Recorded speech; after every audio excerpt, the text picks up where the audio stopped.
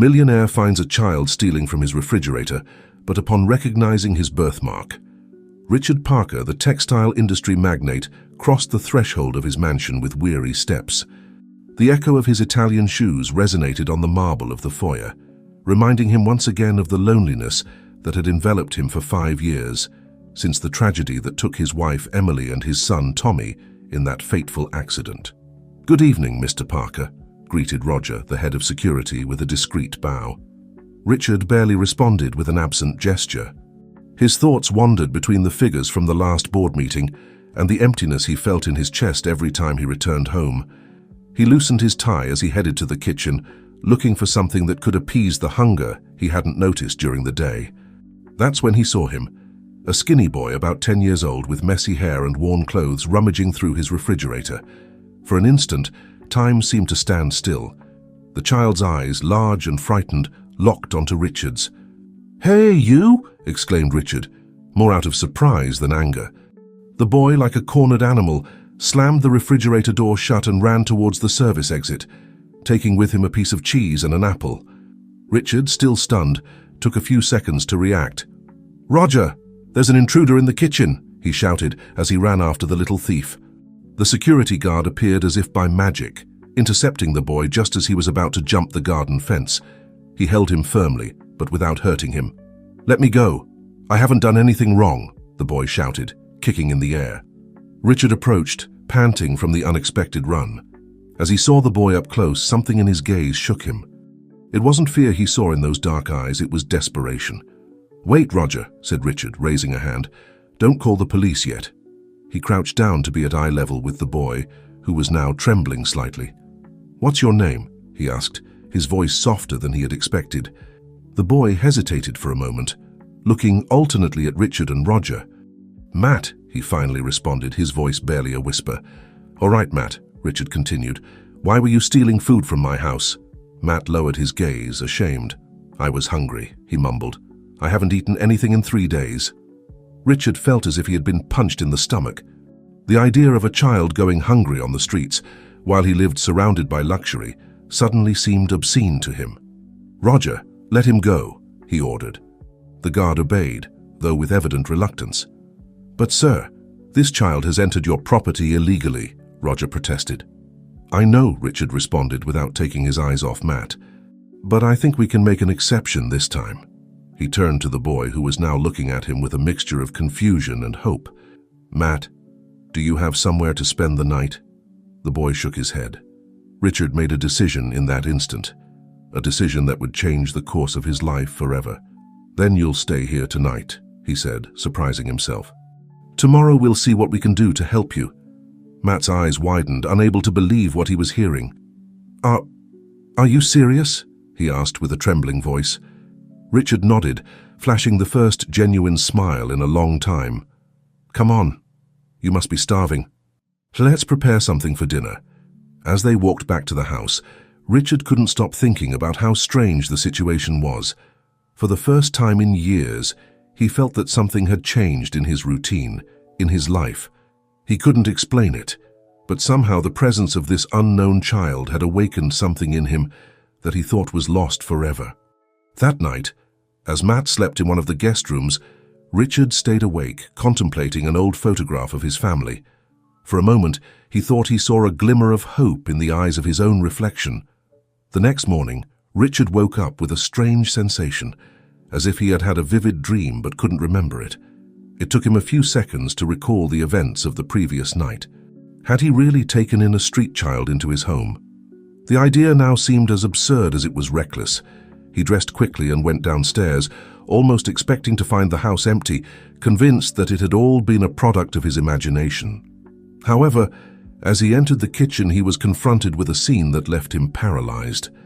Matt was sitting at the table, devouring a plate of scrambled eggs that Martha, the housekeeper, had prepared for him.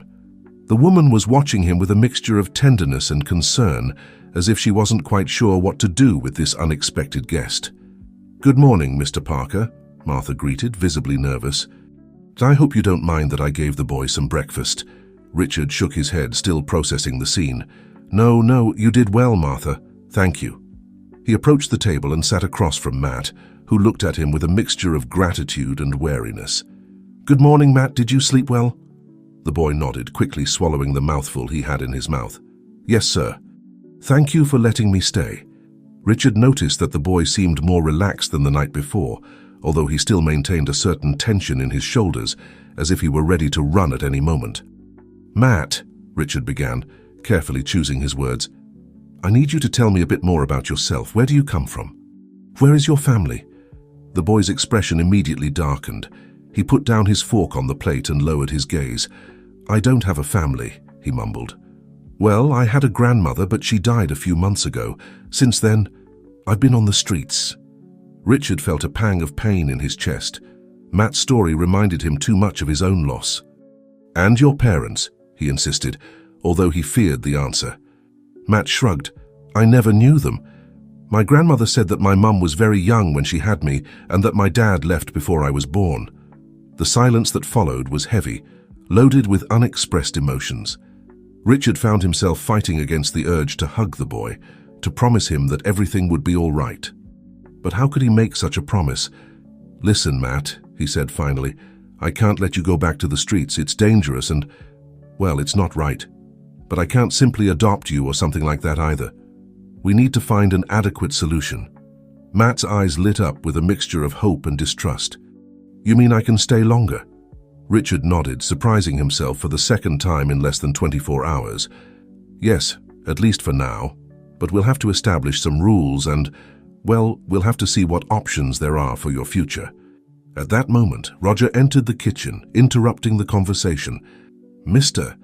Parker, excuse the interruption, but you have an urgent call from the office." Richard sighed. The outside world kept turning, oblivious to the small revolution that was happening in his life. "Thank you, Roger. I'll be right there." He turned to Matt. "I have to take this. Why don't you ask Martha to show you around the house? We'll talk more later."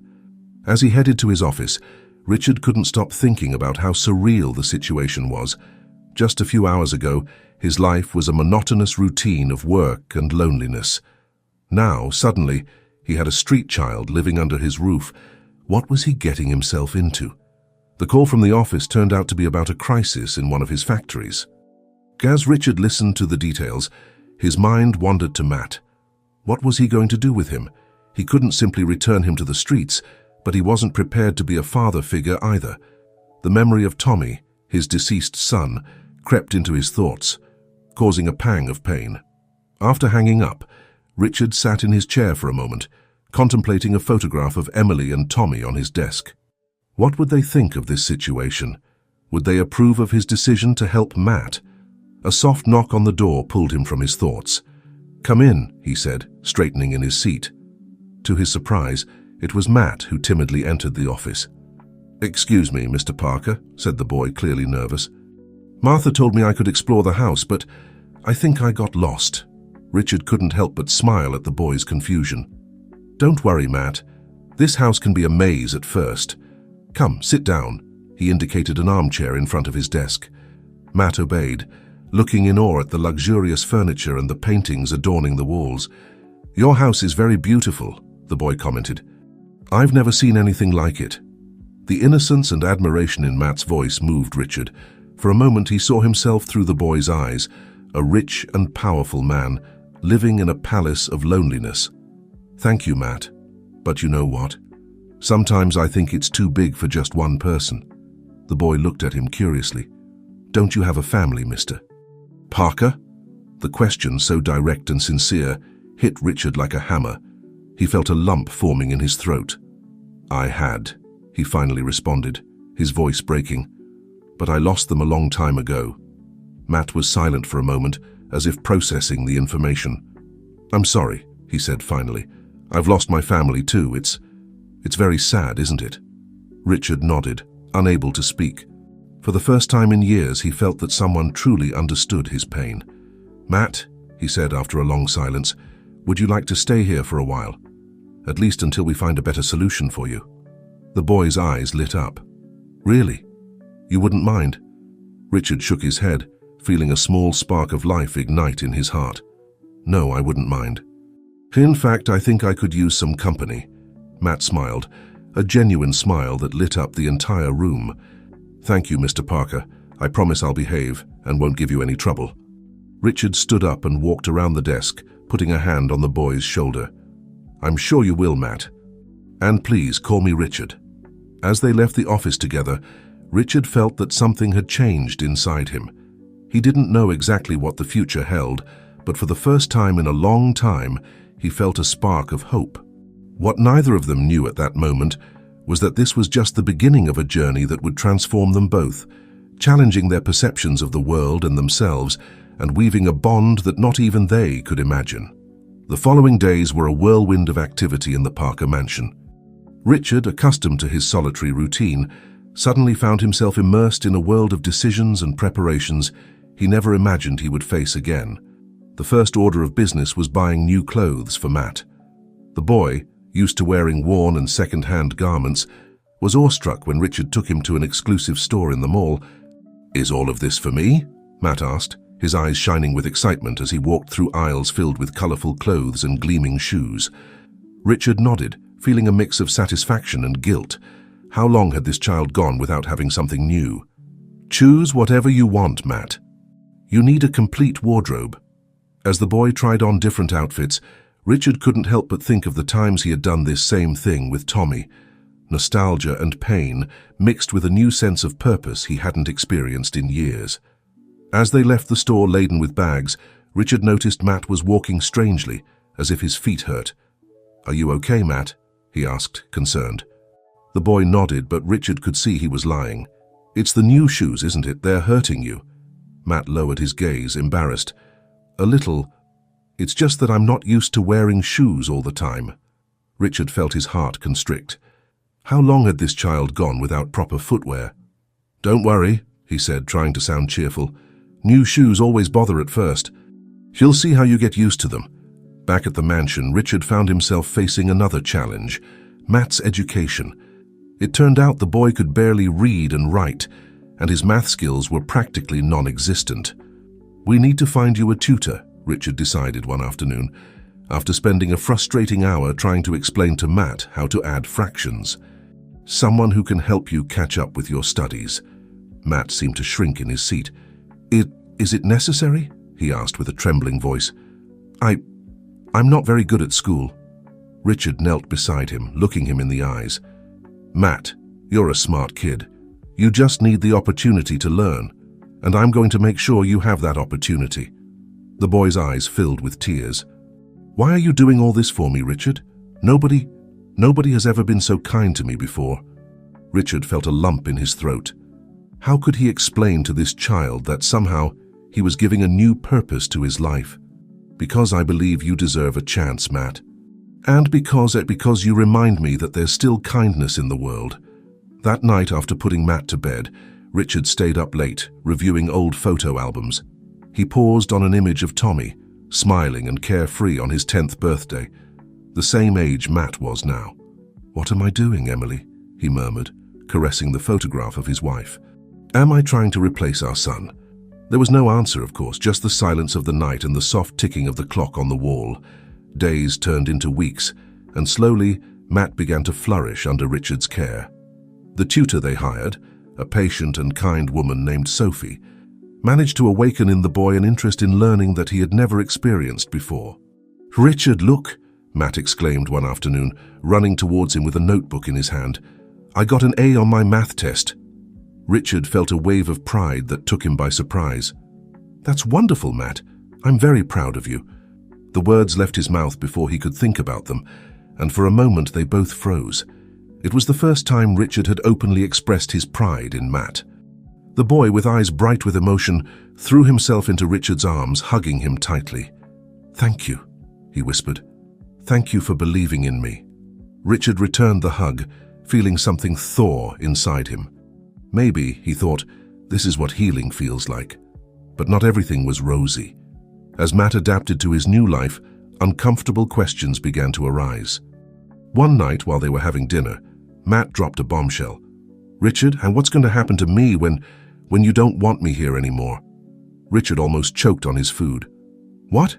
Matt, where did you get that idea?" The boy was nervously playing with his fork, not looking up. "It's just, this is too good to be true, and good things never last, you know. At least not for me." Richard felt as if he had been punched in the stomach. How could he make this child understand that he had no intention of abandoning him? "Matt, look at me," he said with a firm but gentle voice. "I don't know what the future holds for us, but I promise you one thing. As long as I'm here, you'll have a home. I'm not going to throw you out or abandon you. Do you understand?" Matt nodded, but Richard could see he wasn't completely convinced. And he couldn't blame him. How could he ask him to trust blindly when life had taught him otherwise? That night, while Matt slept, Richard found himself reviewing legal documents and making calls to his lawyer. If he was going to do this, if he was really going to commit to Matt, he needed to do it right. He needed to give the boy the security he deserved. But as he planned for the future, Richard couldn't shake the feeling that there was something more at stake, something he couldn't yet see clearly, but that he felt would change everything. What he didn't know was that very soon, an unexpected discovery would test everything he thought he knew about Matt, about himself, and about the meaning of family. The change in Richard's life was evident to everyone who knew him. His employees noticed that he smiled more, that he arrived at the office later and left earlier. Even in board meetings, he seemed more relaxed, less obsessed with numbers, and more interested in the human impact of his decisions. One afternoon, while reviewing some reports in his home office, he heard a crash coming from the attic. Alarmed, he ran up the stairs 2 at a time, fearing Matt had hurt himself. "Matt, are you okay?" he called, opening the attic door. What he saw left him breathless. Matt was standing in the middle of a chaos of overturned boxes and objects scattered across the floor. But it wasn't the mess that had paralyzed the boy. In his trembling hands, he held a framed photograph.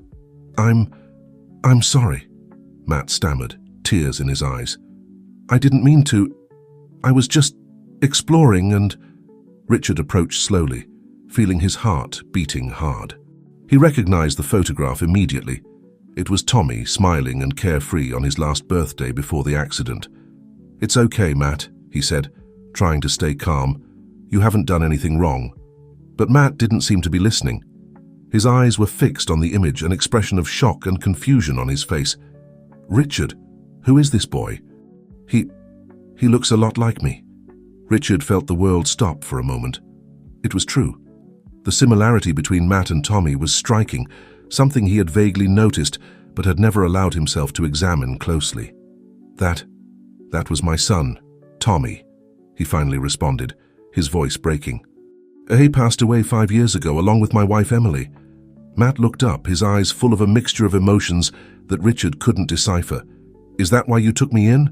Because I look like him?" The question hit Richard like a punch to the stomach. Was that true? Had he seen Matt as a substitute for his lost son? "No, Matt, it's not like that," he responded. But even to his own ears, his voice sounded unsure. "I took you in because you needed help, because you're a good kid who deserved a chance." But the damage was already done. Matt carefully put down the photograph and took a few steps back. I think I need to be alone for a while," he mumbled, before running out of the attic. Richard stood there, surrounded by the memories of his past life, feeling that everything he had built over the last few months was crumbling around him. That night, dinner was a tense and silent affair. Matt barely touched his food, and Richard didn't know how to break the barrier that had suddenly risen between them. "Matt," he said finally, "I know that what you discovered today must be confusing and painful, but I want you to know that—" "It's okay, Richard," Matt interrupted him, with a maturity that surprised him. "I understand that you must miss your son very much, and if you want me to leave, I'll understand." Richard felt his heart breaking. "No, Matt, I don't want you to leave. Look, it's true that at first, maybe unconsciously, I saw in you a reminder of Tommy.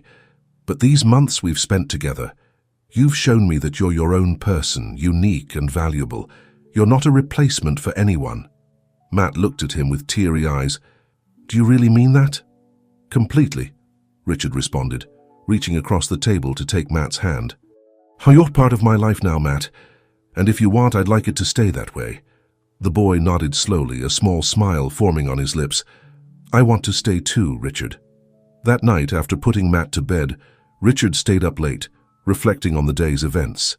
He knew they had a long road ahead, that this conversation was just the beginning. But for the first time in a long time, he felt he was doing the right thing.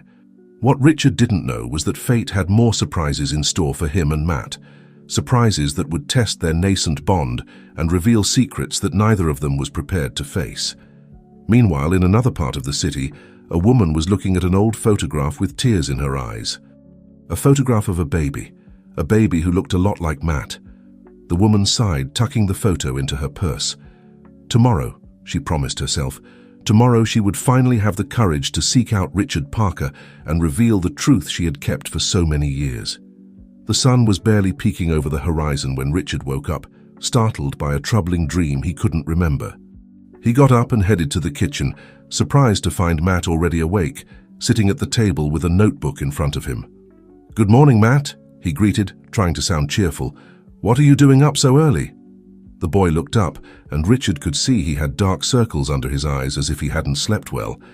"I was drawing," Matt responded, pushing the notebook towards Richard. Richard took the notebook and felt his breath catch. The drawing showed two figures, a tall man in a suit and a small boy, both smiling and holding hands. Underneath, Matt had written in shaky handwriting, "My new family." "Matt, this is—" Richard couldn't finish the sentence, feeling a lump in his throat. "I know I'm not Tommy," Matt said softly, "and I know I can never replace him.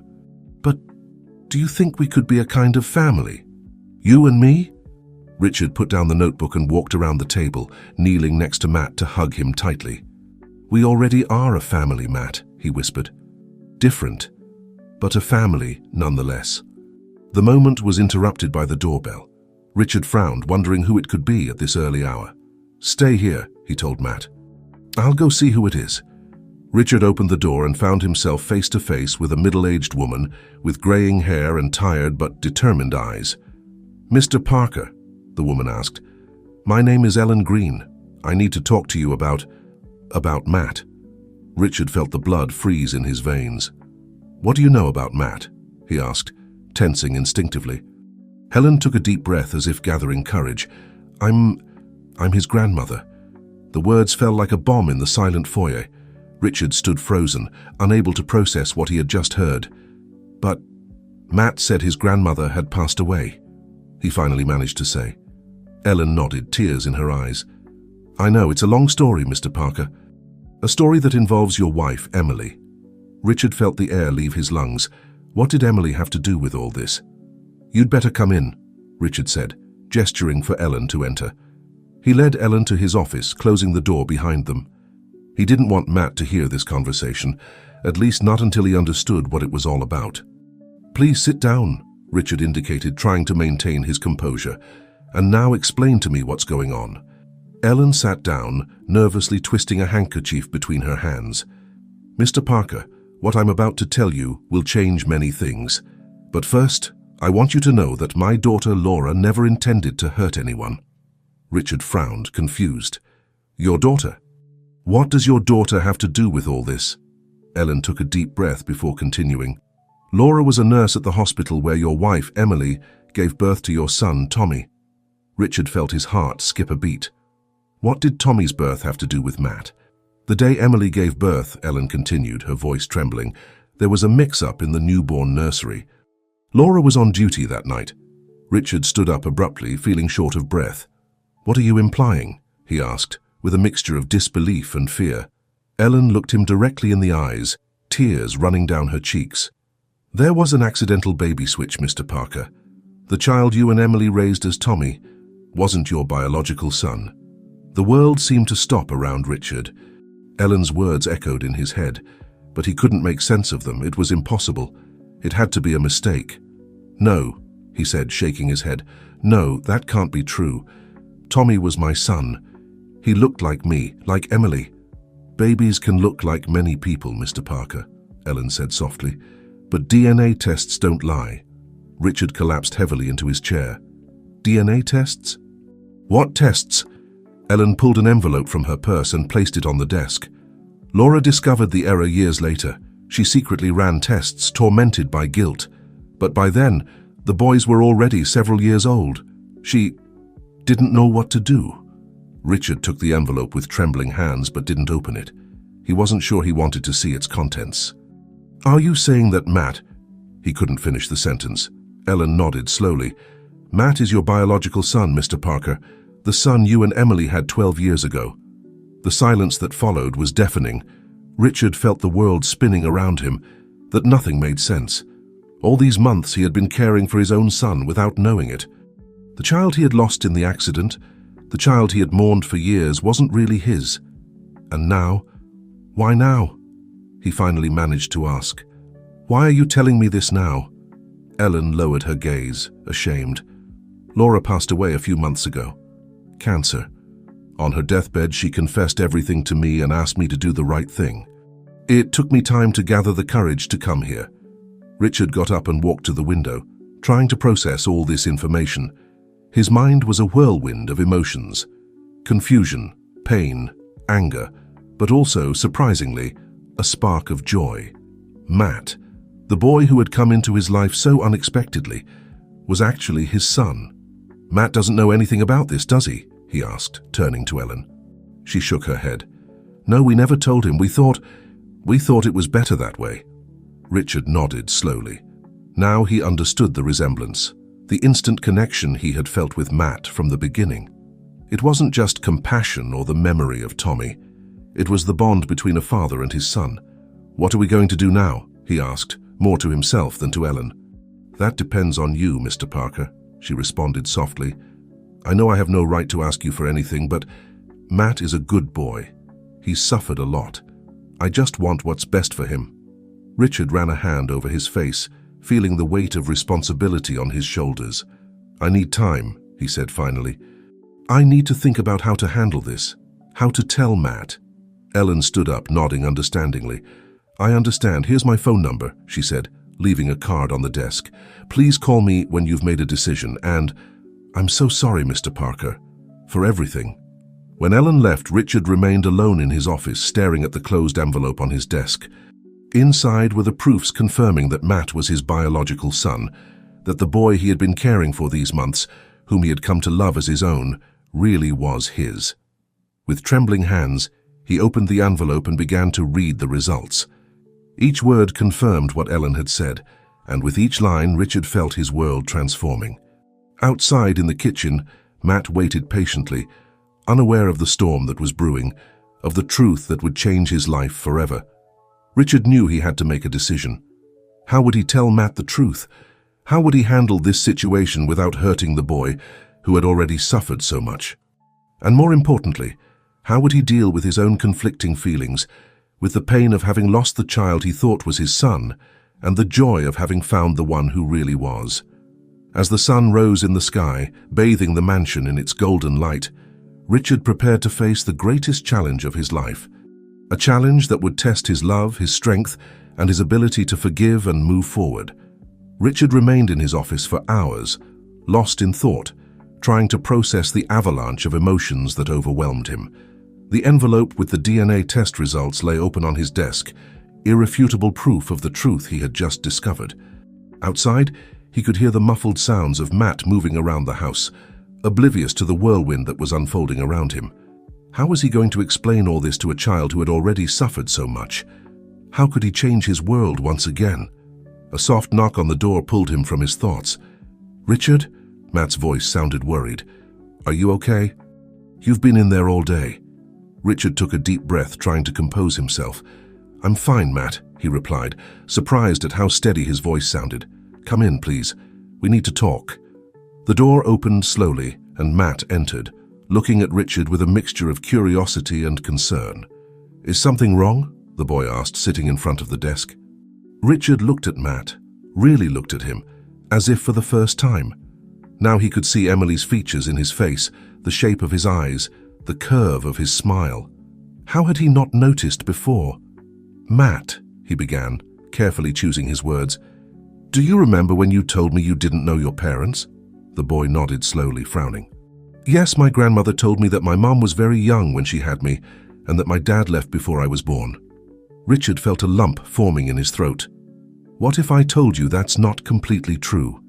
That there's more to your story than you knew?" Matt visibly tensed, his eyes filling with confusion and a hint of fear. "What do you mean?" Richard stood up and walked around the desk, kneeling in front of Matt to be at his eye level. "Matt, what I'm going to tell you is very complicated and might be hard to understand. But I want you to know that no matter what, I'm here for you. Okay?" The boy nodded, though Richard could see the fear growing in his eyes. "This morning I received a visit from a woman named Ellen," Richard began. She's your grandmother, Matt. Your real grandmother." Matt shook his head, confused. "But my grandmother died. You know that." "I know, that's what you were told," Richard continued softly. "But the truth is more complicated. You see, many years ago when you were born there was a mistake at the hospital." Richard proceeded to explain to Matt, in the gentlest and clearest way possible, about the baby switch, about Laura and her secret, about the DNA tests. With each word, he saw Matt's world crumbling and rebuilding. "So, you're my dad?" Matt finally asked, his voice trembling. "My real dad?" Richard nodded, feeling tears stinging his eyes. "Yes, Matt. According to these tests, I'm your biological father." The silence that followed was deafening. Matt stared into space, trying to process all this information. Richard wanted to hug him, to comfort him, but he wasn't sure how the boy would react. "But what about Tommy?" Matt finally asked. "The boy in the photo?" "Tommy was another couple's child," Richard explained gently. "We raised him as our son. We loved him as such. But biologically, he wasn't ours." Matt suddenly stood up, moving away from Richard.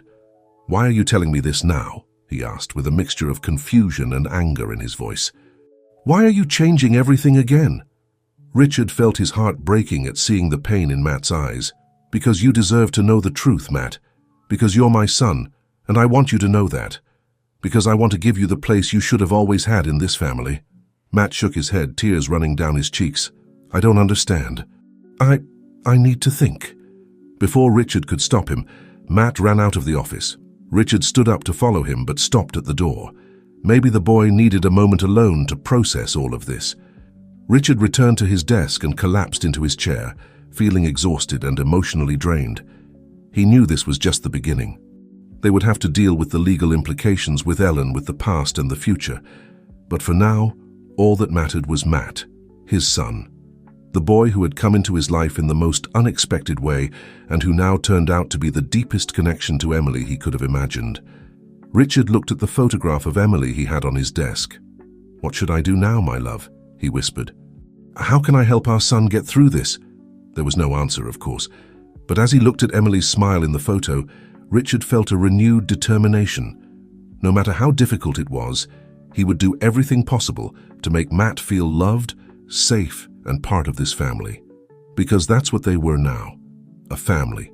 Different, complicated, but a family nonetheless. With a sigh, Richard stood up. It was time to find Matt. They had a long road ahead, but they would travel it together. Step by step, day by day, they would build the future they both deserved. As he left the office, Richard couldn't imagine the challenges that still awaited them.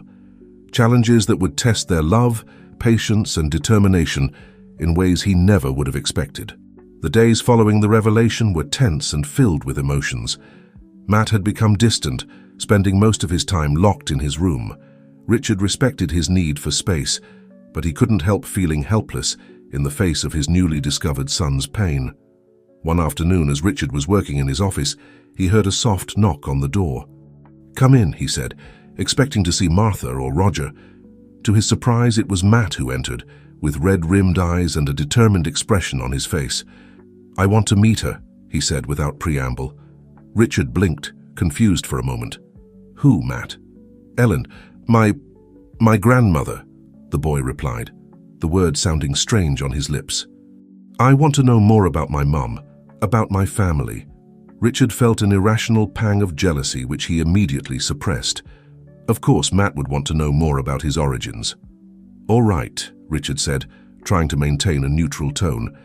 "I can call her and arrange a meeting if that's what you want." Matt nodded but didn't move from his spot. Can I ask you something?" he finally said, his voice barely a whisper. "Of course, Matt, anything." The boy took a deep breath before speaking. "If you hadn't discovered that I'm your son, Would you have adopted me anyway? The question hit Richard like a punch to the stomach. He stood up from his chair and knelt in front of Matt, looking him directly in the eyes. "Matt, listen to me carefully," he said with a firm but gentle voice. "From the moment you came into my life, I knew you were special. My son or not, I already considered you part of my family. Adoption was something I was already thinking about long before I knew the truth." Matt's eyes filled with tears. "Really?" Richard nodded, feeling his own eyes moistening. "Really?" "Matt, I know all of this is confusing and scary, but I want you to know that regardless of how you came into my life, I'm grateful that you did. You're my son, in all the ways that matter." Matt threw himself into Richard's arms, sobbing softly. Richard hugged him tightly, feeling something unravel in his chest. "I love you, Dad," Matt mumbled through tears. Richard felt his heart skip a beat. It was the first time Matt had called him Dad. "I love you too, son," he responded, his voice broken with emotion. "More than you can imagine." That moment marked a turning point in their relationship. Although there were still many questions to answer and challenges to face, Richard felt they were finally moving in the right direction. The following days were a whirlwind of activity. Richard got in touch with Ellen and arranged a meeting in a nearby park, a neutral ground where Matt could feel comfortable. The day of the meeting came sooner than they expected. Richard and Matt walked together to the park, the boy nervously clutching his father's hand. Ellen was waiting for them on a bench, anxiously twisting a handkerchief between her hands. When she saw them approaching, she stood up, her eyes fixed on Matt. "Hello, Matt," she said softly with tears in her eyes. I'm your grandmother, Ellen." Matt looked at Richard, who nodded encouragingly. "Hello," he responded shyly. Ellen took a photograph from her purse and handed it to Matt with trembling hands. "This is your mother, Laura," she said. "You were her spitting image when you were a baby." Matt took the photograph, studying it intently. Richard watched as the boy's eyes scanned every detail of his biological mother's face, looking for connections, similarities. "What was she like?" Matt finally asked. Ellen smiled through her tears. "She was brave and kind. She had a contagious laugh and loved books. And she loved you, Matt. She loved you more than anything in the world." As Ellen shared stories about Laura, Richard observed the interaction in silence. He felt a mix of emotions: joy for Matt, who was finally learning about his roots, sadness for the lost time, and an irrational fear that this new bond might somehow threaten his relationship with his son. But when Matt turned to him with eyes bright with emotion and said, "Dad, did you hear that? My mum was a nurse like yours," Richard felt his fears dissipate. The meeting lasted several hours, filled with laughter, tears, and many questions. When they finally said goodbye with the promise to see each other again soon, Richard was surprised to feel a wave of gratitude towards Ellen. Despite the circumstances, she had cared for Matt for years, and now she was willing to share him. That night, as Richard tucked Matt into bed, the boy looked at him with a serious expression. "Dad, do you think Mom Emily would have loved me?" he asked. Richard felt a lump form in his throat. "Oh, Matt," he said, gently stroking the boy's hair. "Emily would have adored you. You were the baby we wanted so much. And even though we couldn't raise you, I know that from wherever she is, she's watching us and smiling." Matt smiled, satisfied with the answer. "Good night, Dad," he said, closing his eyes. "Good night, son," Richard responded, kissing his forehead. As he left the room, Richard paused at the door, watching his son sleep. Life had given them an unexpected turn, but somehow he felt that everything was falling into place. However, what Richard didn't know was that fate still had a few surprises in store for them. Surprises that would test their newly formed family in ways neither of them could have anticipated. In the darkness of his office, Richard's phone vibrated with a message from an unknown number. "Mr. Parker, we have information about the accident that killed your wife and son. Not everything is as it seems. We'll be in touch soon." Richard stared at the screen, feeling a chill run down his spine. Just when he thought things were settling down, the past threatened to resurface and shake the foundations of his new life. Richard couldn't sleep that night. The mysterious message kept spinning in his head, awakening questions he thought he had buried long ago. What could possibly not be as it seemed in the accident? And who was behind this message? The next morning, With dark circles under his eyes and a strong cup of coffee in hand, Richard debated between sharing this information with Matt or protecting him from further complications. Finally, he decided that honesty was the best policy. He didn't want any more secrets between them. "Matt," he said during breakfast, "there's something I need to tell you." The boy looked up from his bowl of cereal, intrigued by his father's serious tone. "What is it, Dad?" Richard took a deep breath before continuing. "Last night I received a strange message. Someone claims to have information about the accident in which Emily and Tommy died." Matt dropped his spoon, splashing milk on the table. "What? What kind of information?" "I don't know for certain," Richard admitted. "The message was very vague, but I wanted you to know. I don't want to hide anything from you." Matt nodded slowly, processing the information. "What are we going to do?" Richard was surprised by the use of we. Despite everything, Matt considered himself part of this, part of the family. "For now, we wait," he responded. "But I've hired a private investigator to look into the origin of the message. I want to know who we're dealing with before we take any steps." The following days were tense. Richard found himself constantly checking his phone, waiting for another message, while trying to maintain normalcy at home and at work. Matt, for his part, had become quieter, as if he were constantly lost in thought. A week after the initial message, the private investigator, a man named Jack Wilson, showed up at the Parker mansion with a preliminary report. "Mr. Parker," Jack said, sitting in Richard's office, "we've managed to trace the origin of the message. It was sent from a burner phone, but we've identified the buyer. It's a former employee of your company, Robert Miller." Richard frowned, trying to remember. "Robert Miller? The name sounds familiar, but I can't place him." Jack nodded, pulling a photograph from his briefcase. "He worked in the accounting department about 6 years ago. He was fired for irregularities in the accounts." Richard took the photograph, studying the man's face. Suddenly, a memory hit him. "Wait, I remember now. Miller. He claimed to have discovered some suspicious transactions in the company. But when we asked for proof, he couldn't provide anything concrete. We ended up firing him for spreading unfounded rumors." Jack leaned forward, his expression serious. "Mr. Parker, there's something else you should know. We've been investigating Miller's past and, well, it seems he had connections with some rather radical activist groups that oppose the corporate practices of companies like yours." Richard felt the blood freeze in his veins. "Are you suggesting that—" "I'm not suggesting anything, Mr. Parker," Jack quickly interrupted. "I'm just presenting the facts. But given the circumstances, I think we should consider the possibility that the accident involving your wife and son might not have been an accident." The world seemed to stop around Richard. The idea that Emily and Tommy's death could have been more than a terrible tragedy was too much to process. I need a moment," he mumbled, getting up and walking to the window. As he looked out at the garden, where Matt was playing with his soccer ball, Richard felt the weight of the world falling on his shoulders. How could he protect his newly discovered son if he couldn't even trust what he thought he knew about his past? A knock on the door pulled him from his thoughts. It was Matt. "Dad, is everything okay?" the boy asked, looking curiously at Jack. Richard looked at his son, then at Jack, and made a decision. "Matt, come here," he said, extending his hand. "There's something we need to discuss as a family." As Matt approached, Richard prepared for a conversation that would change their lives forever. He didn't know what the future held for them, but he was determined to face it together with his son. What neither of them knew was that, at that very moment, Robert Miller was watching them from a car parked in front of the mansion, with a determined expression on his face. The past was about to collide with the present, and the consequences would be unpredictable. The following days were a whirlwind of emotions and discoveries. Richard, with Jack's help, immersed himself in an exhaustive investigation of the accident that had changed his life 5 years ago.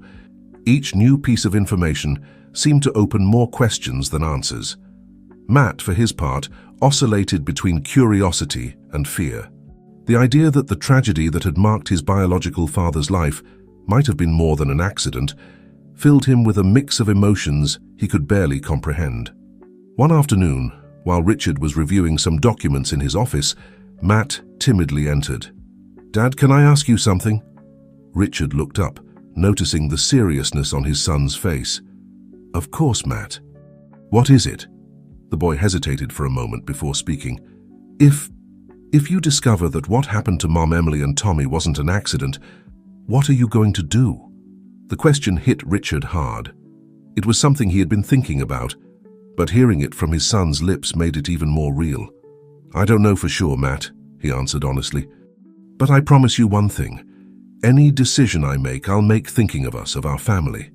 Matt nodded, but Richard could see that something else was worrying him. What else is on your mind, son? It's just... Matt hesitated. What if the people responsible come after us now? Are we in danger? Richard felt his heart constrict. He hadn't wanted to frighten Matt with his concerns, but it was clear that the boy was more perceptive than he had imagined. Listen, Matt, he said, standing up to kneel in front of his son. I'm not going to lie to you. I don't know exactly what we're facing, but I want you to know that I'll do everything in my power to keep us safe. We've increased security at the house and we're being very careful. You don't have to be afraid. Matt hugged Richard tightly. I love you, Dad. I love you too, son, Richard responded, feeling that, despite everything, he had the most important thing right there in his arms. That night, while Matt slept, Richard received a call from Jack. Mr. Parker, I think we've found something, the investigator said urgently. We need to meet immediately. Half an hour later, Richard found himself in a discreet cafe in the city center. Jack arrived shortly after, with a thick folder under his arm. What have you discovered, Jack? Richard asked, barely containing his anxiety. Jack opened the folder and pulled out several photographs and documents. We've been investigating Robert Miller's activities in the months leading up to the accident, he began, and we found something disturbing. Richard leaned over the table, examining the images. They were surveillance photographs showing Miller meeting with several suspicious-looking men. Who are these people? Richard asked. They're members of a radical activist group called Corporate Justice, Jack explained. They specialize in sabotage and attacks against large companies they consider corrupt or harmful to the environment. Richard felt the blood freeze in his veins. Are you saying this group could have been behind Emily and Tommy's accident? Jack nodded gravely. It's a possibility we can't rule out. But there's more, Mr. Parker. The investigator pulled out another document, a financial report. We've discovered suspicious transfers of large sums of money to an offshore account linked to Miller right after the accident. Richard felt short of breath. Are you implying that someone paid Miller to kill my family? It's a theory, Jack said cautiously. But we need more evidence before we can confirm anything. Richard ran a hand over his face, feeling the world spinning around him. What should we do now? I think it's time to confront Miller directly, Jack suggested. We have enough information to pressure him. Maybe we can make him confess. Richard nodded slowly, feeling a mix of fear and determination. Let's do it. But I want to be present when you question him. Jack seemed to hesitate. Mr. Parker, I don't think that's wise. It's not a request, Jack, Richard interrupted firmly. I need to look him in the eye. I need to know the truth. Reluctantly, Jack agreed. They arranged to meet the next day to plan the encounter with Miller. When Richard returned home, he found Matt awake, waiting for him in the living room. Dad, where were you? The boy asked, concern in his voice. Richard sat down next to his son, debating between protecting him from the truth or being honest. Matt, he began, carefully choosing his words, I was meeting with Mr. Wilson. We've discovered some things about Emily and Tommy's accident. Matt's eyes widened. What things? Was it really an accident? Richard took a deep breath. We're not sure yet, but there's evidence suggesting that it might not have been an accident. Matt was silent for a moment, processing the information. Are you going to look for those responsible? He finally asked. Richard nodded. Yes, we're going to try, but Matt, I want you to know that no matter what happens, your safety is my #1 priority. Matt hugged his father tightly. Be careful, Dad. I don't want to lose you too. Richard felt a lump form in his throat. You're not going to lose me, I promise. We're in this together, remember? That night, while Matt slept, Richard stayed awake, going over everything they had discovered. The idea that someone had deliberately orchestrated Emily and Tommy's death filled him with a rage he could barely contain. But at the same time, Matt's concern echoed in his mind. Was it worth risking his new family to seek revenge? Or should he leave the past behind and focus on the future with his son? As dawn approached, Richard made a decision. He would seek the truth, but not for revenge, but for justice. For Emily, for Tommy, and above all, for Matt. Because his son deserved to know the truth about his family, about his history. What Richard didn't know was that his actions were about to trigger a series of events that would test not only his determination, but also the bonds of his newly formed family. Meanwhile, somewhere in the city, Robert Miller stared fixedly at an old photograph of Richard Parker and his family. With trembling hands, he dialed a number on his phone. "They know," he said quietly. "Parker is investigating. We have to act now." Fate was about to intertwine its threads once again, leading Richard and Matt towards an outcome that neither of them could have imagined. The tension was palpable in the air as Richard and Jack waited in a discreet cafe on the outskirts of the city. They had agreed to meet Robert Miller here, away from prying eyes and potential interference. Richard nervously drummed his fingers on the table, his mind a whirlwind of emotions. Part of him wanted to confront Miller, demand answers, maybe even seek revenge. But another part, the part that thought of Matt, reminded him that he needed to stay calm, to seek the truth without endangering what he had built. "There he is," Jack murmured, leaning slightly towards Richard. Robert Miller entered the cafe, his nervous gaze scanning the place until it landed on Richard. For a moment he seemed to hesitate, as if considering turning around and fleeing. But finally, with slow and cautious steps, he approached the table. "Mr. Parker," he greeted, his voice barely a whisper. "It's been a long time." Richard stared at him intently, searching in that familiar face for some indication of the truth he had been pursuing. "Sit down, Robert," he said, his voice cold and controlled. "We have a lot to talk about." Miller sat down, his hands trembling slightly as he placed them on the table. "I suppose you've discovered things," he began, looking alternately at Richard and Jack. "We know about your connections with corporate justice," Jack said bluntly, "and about the money transfers after the accident." Miller visibly paled. "It's not what you think," he said quickly. I had nothing to do with the accident, I swear." Richard leaned forward, his eyes fixed on Miller. "Then explain it to us, Robert, because from where I'm sitting it looks like you orchestrated the death of my wife and son." Miller shook his head vigorously. No, it wasn't like that. I discovered something big in the company. Embezzlement, illegal contracts, things that involved the board of directors. I tried to tell you, Mr. Parker, but no one would listen to me." Richard frowned, vaguely remembering the accusations Miller had made before being fired. "What does that have to do with the accident?" Miller took a deep breath before continuing. "I contacted corporate justice. I thought they could help me expose the truth, but things got out of control. They wanted to do more than just reveal information. They wanted to send a message." Richard felt the blood freeze in his veins. "Are you saying they—" Miller nodded, tears in his eyes. "They planned the accident, but I swear I didn't know. When I found out, it was already too late. The money was to keep me quiet." Richard stood up abruptly, his chair falling to the floor with a crash. "You kept quiet? You knew the truth all this time and said nothing?" Jack quickly intervened, placing a hand on Richard's shoulder. "Mr. Parker, please, calm down." Miller shrank in his seat, fear evident on his face. "I'm sorry," he mumbled. "I'm so sorry. I've lived with this guilt for years. That's why I sent you the message. I needed you to know the truth." Richard collapsed back into his chair, feeling all the energy leave him. "Who?" he finally asked. "Who on the board was involved?" Miller pulled an envelope from his jacket and slid it across the table. "Here's everything. Names, dates, transactions. Everything you need to expose the truth." Richard looked at the envelope, feeling the weight of its contents. "Why now?" he asked. "Why did you decide to reveal all this now?" Miller lowered his gaze. "Because I'm dying, Mr. Parker. Cancer.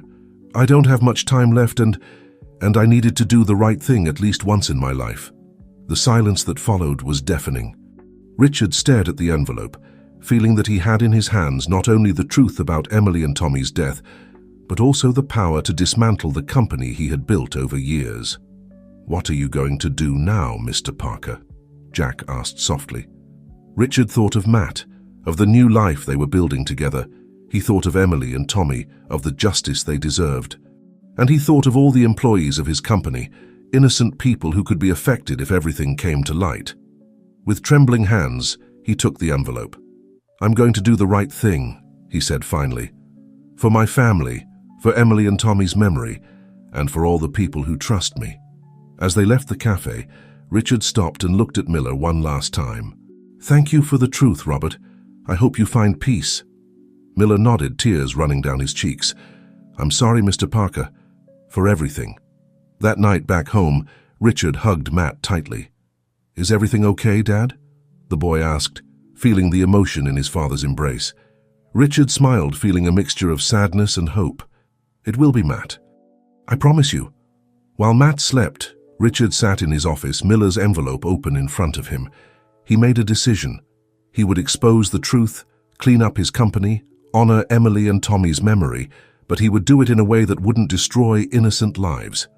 With determination, he began to write a plan for justice, for redemption, and for a new beginning.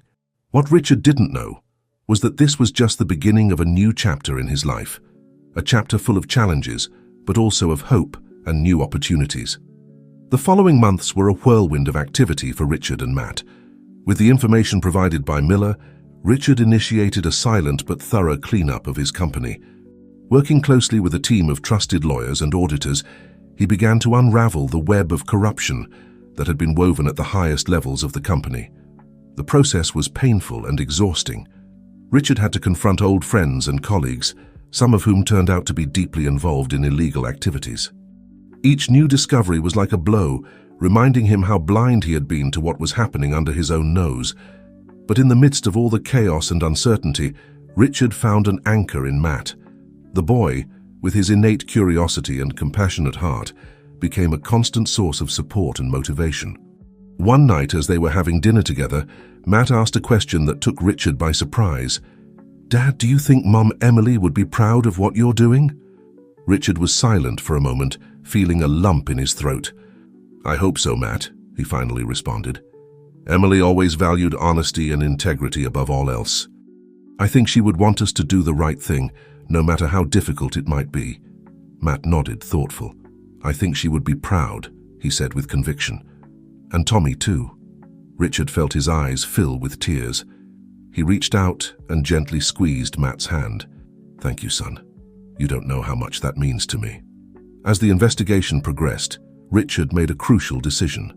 Instead of publicly exposing the entire scandal, which could have destroyed the company and endangered the jobs of thousands of innocent people, he opted for a more discreet approach.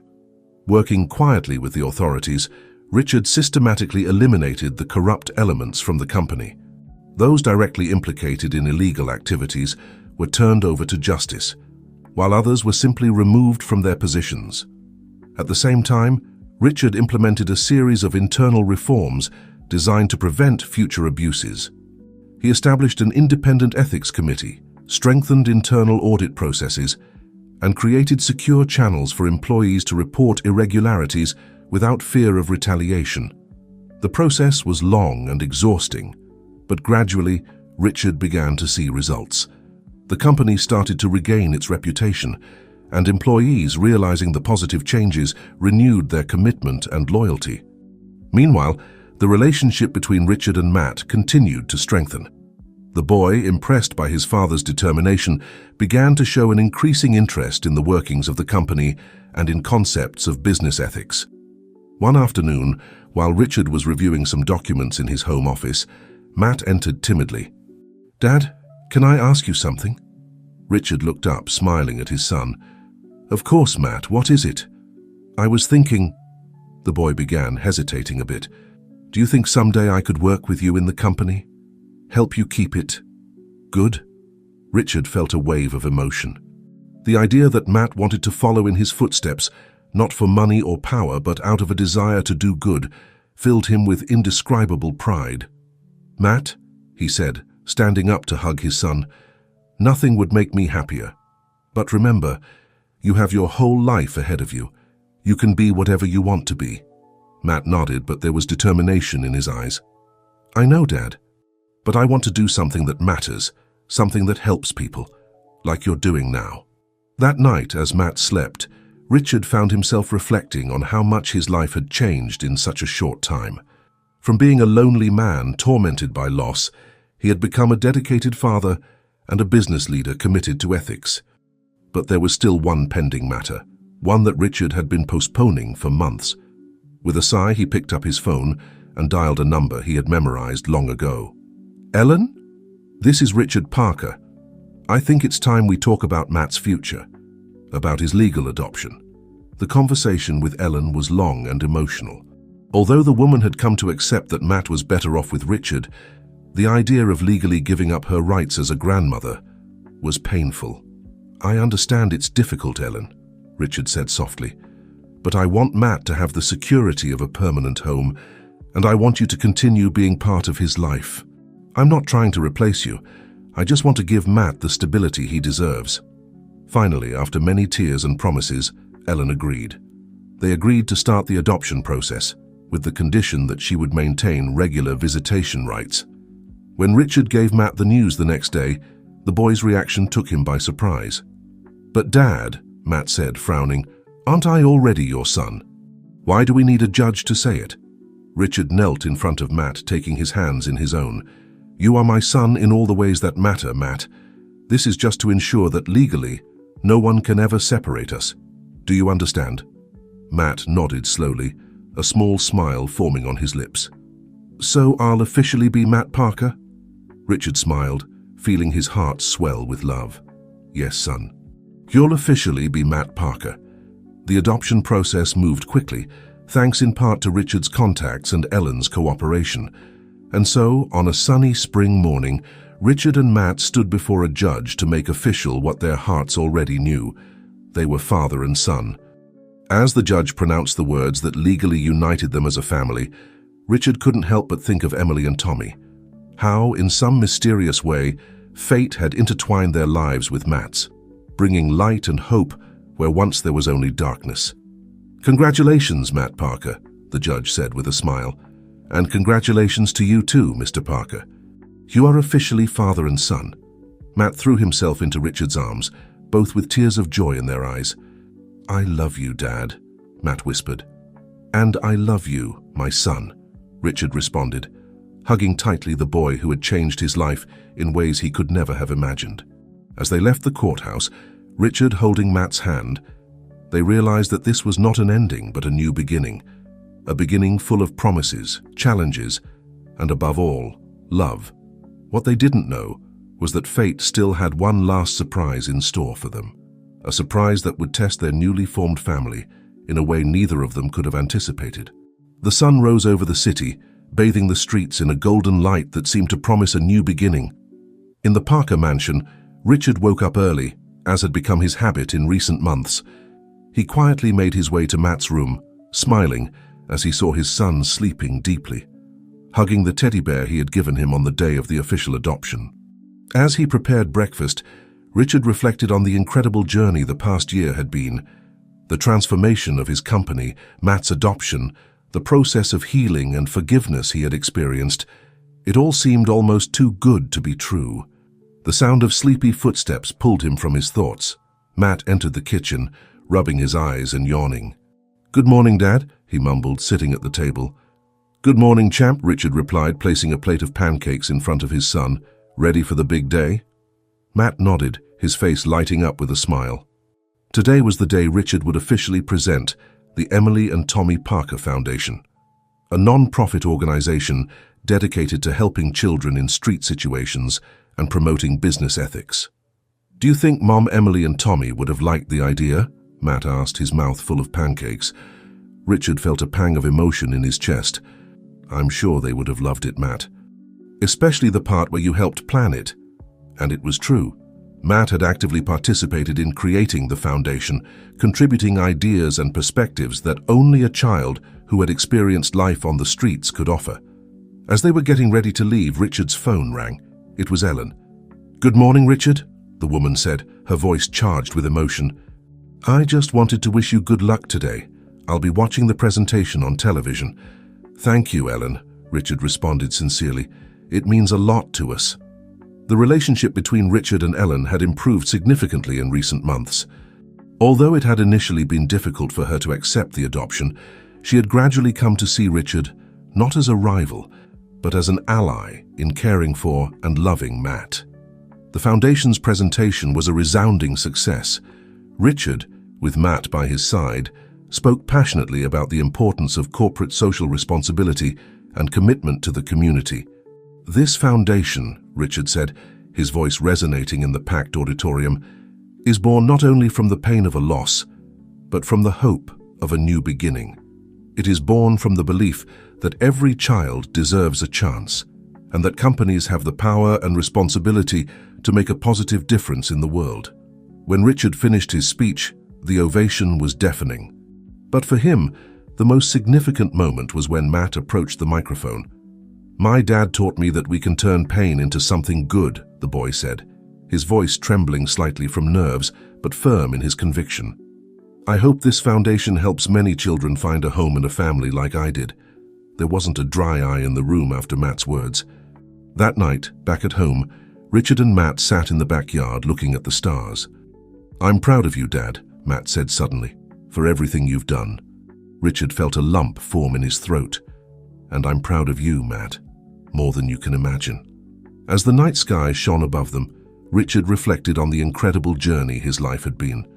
He had experienced the deepest loss, but he had also discovered a love and strength he didn't know he possessed. "You know, Matt," he said softly, "sometimes I think Emily and Tommy sent us to each other, so we could heal together." Matt snuggled closer to his father. "I think so too, Dad." At that moment, as if the universe wanted to confirm their words, a shooting star crossed the sky. "Look, Dad," Matt exclaimed, pointing. "Make a wish." Richard closed his eyes for a moment, but when he opened them, he simply smiled and hugged his son. "I don't need to wish for anything, Matt," he said softly. "I already have everything I could wish for right here." And so, under a starry sky, Richard and Matt Parker, father and son united by destiny and love, looked towards the future with hope and determination. They knew there would be challenges ahead, but they also knew that together they could face anything. Richard and Matt's story was not just one of loss and redemption, but one of love, hope, and the incredible capacity of the human heart to heal and grow. It was a testimony to how, even in the darkest moments, light can find its way, bringing with it a new dawn. As the night progressed and the stars shone brightly overhead, father and son sat in silence, grateful for the present and excited for the future that awaited them. A future they would face together as the family they were always meant to be.